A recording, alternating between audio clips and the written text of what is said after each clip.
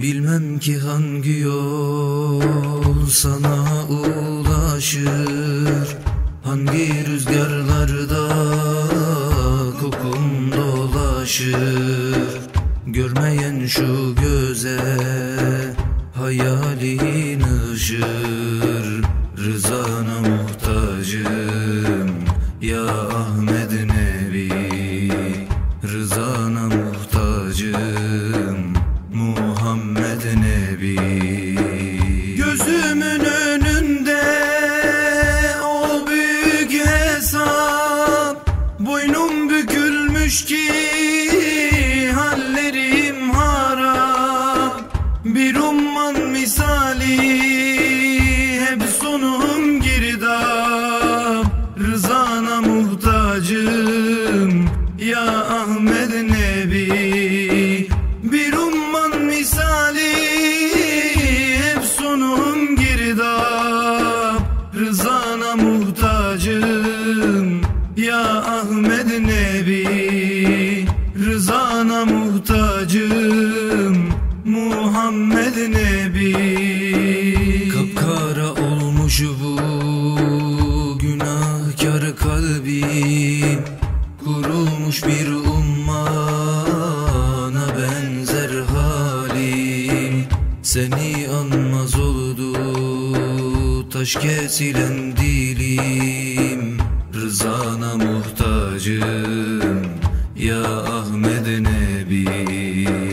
Rızana muhtacım Muhammed Nebi.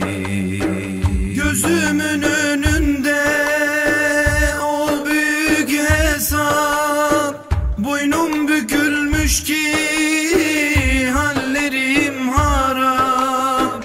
Bir umman misali hep sonum girdap. Rızana muhtacım ya Ahmed Nebi. Bir umman misali hep sonum girdap.